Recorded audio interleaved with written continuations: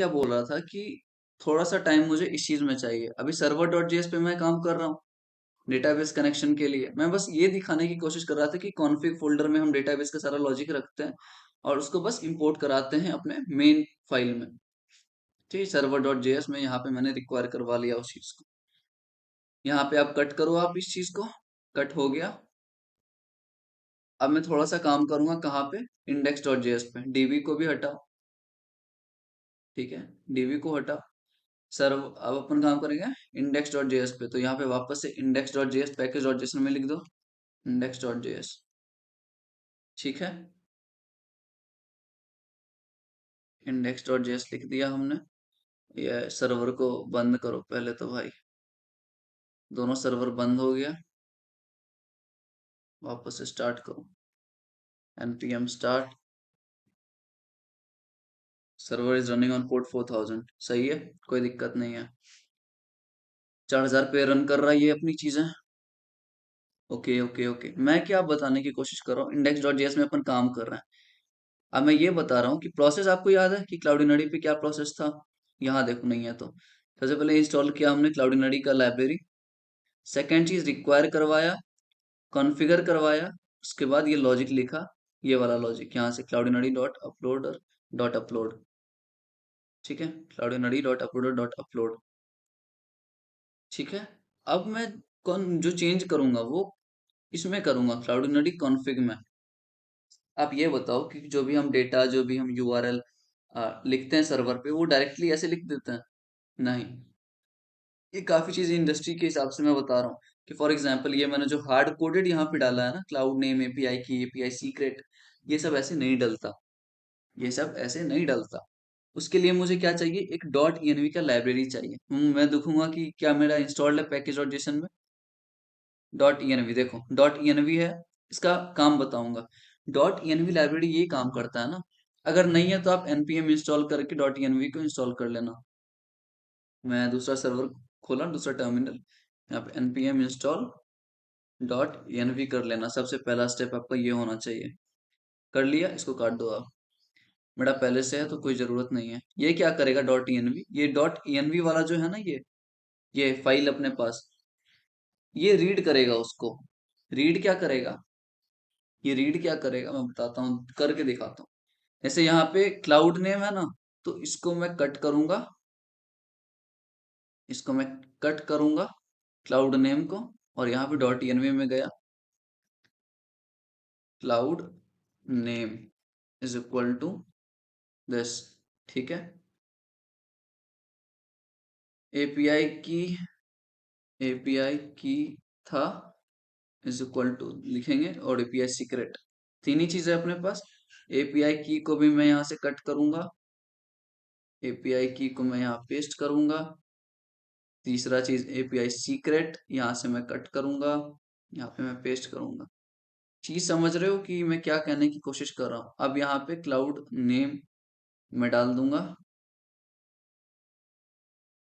यहाँ पे मैं लिख दूंगा क्लाउड नेम।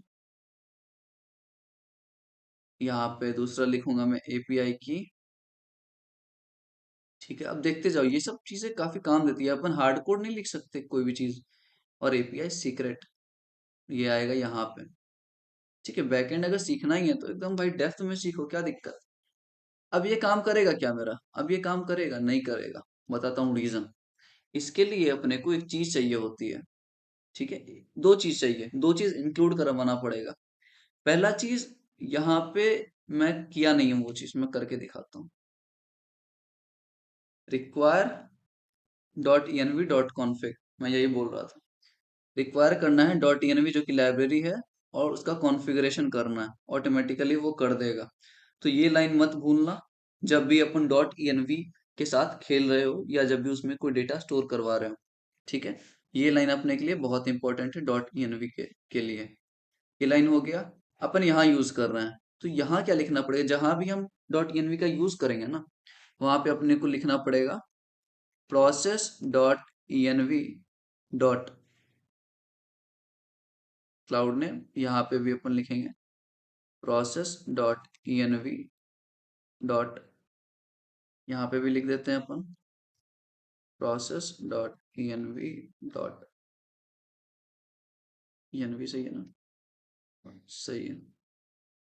देखो काम कर रहा है अपना सर्वर, काम कर रहा है, कोई दिक्कत नहीं है। पहले दिक्कत आ रही थी, लेकिन जब हमने ये करा ना, जब हमने ये प्रोसेस डॉट env करा और वो ऊपर ये इंक्लूड करवाया .env.config, तो ये सही से काम कर रहा है। वापस हम अपना लॉजिक चेक करना है, तो वापस जाओ इस पे, और क्लाउडी से हम ये पिक्चर डिलीट करते हैं। डिलीट करो इस पिक्चर को, वापस से करके देखते हैं कि मेरा लॉजिक काम कर रहा नहीं कर रहा। डिलीट हो गया, वापस से हिट करवाओ जाके। इसमें आ गए अपन अपलोड वाले पे, क्लिक करा, फाइल अपलोडेड सक्सेसफुली। अपलोड में आ गया टीएच, यहाँ से गायब हो गया वापस, जैसा कि हमने लॉजिक लिखा था। यहाँ पे रिफ्रेश मारो, यहाँ पे रिफ्रेश मारते ही आया नहीं, मेरे पास आया नहीं। क्या पता टाइम ले रहा हो थोड़ा सा। टीएच वाला दूसरा था आई थिंक, बिल्कुल दूसरा था वो। और ये काम नहीं कर रहा तो मेरा कुछ दिक्कत है। देखो देखो देखो देखो देखो, समझ आ गया समझ आ गया। यहाँ पे मेरे से कुछ मिस्टेक हुआ है, ये देख रहे हो। अब एरर को पढ़ना सीखो, एरर क्या बोलने की कोशिश कर रहा है। इनवैलिड क्लाउड नेम दिस, यहाँ पे मेरे से गलती हुई है। कहाँ डॉट env में आओ, देखो डॉट env में आया मैं।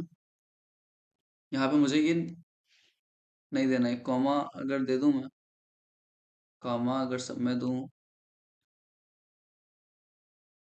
ठीक है। और index.js में अब चल रहा है क्या, चल रहा है क्या? बस करो इसको रिफ्रेश, वापस मैं इसको, अरे यार एक मिनट। टेंशन नहीं लेना कुछ ऐसा। लोकल होस्ट 4000 अपलोड वाले पे थे। पोस्ट आ जाओ, पोस्ट मेथड पे बॉडी पे थे। फॉर्म डेटा, फॉर्म डेटा में की मैंने क्या लिया था, की मैंने लिया था फाइल। और टेक्स्ट ना लेते हुए मैंने फाइल सेलेक्ट की थी यहाँ से, और टीएच वाले को अपलोड कर रहा था। सेंड करो, आ गया अपलोडेड सक्सेसफुली। यहाँ से गायब हो जाएगा अब, ts.jpg गायब हो गया। अननोन एपीआई की, सब में दिक्कत दे रहा है यार, रुक जा। वापस चेक करूं मैं एक बार अपना, क्लाउडी नडी अपलोड हुआ नहीं हुआ, नहीं हुआ, कोई दिक्कत नहीं है। वापस देखते हैं। अननोन एपीआई की में भी दिक्कत बता रहा ही है। ऐसा कौन सा दिक्कत है यार, पहले बता रहा था उसमें, अब एपीआई की में बता रहा है। तो दिक्कत तो नहीं लग रहा यार कुछ, दिक्कत तो लग ही नहीं रहा अपने को कुछ। सारा कुछ तो सही है एपीआई की में। next.js में देखो, सारा कुछ तो सही है यार, क्या ही हो सकता है।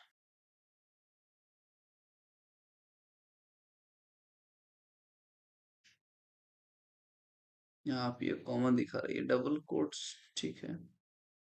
कॉमा नहीं दे सकते क्या अपन?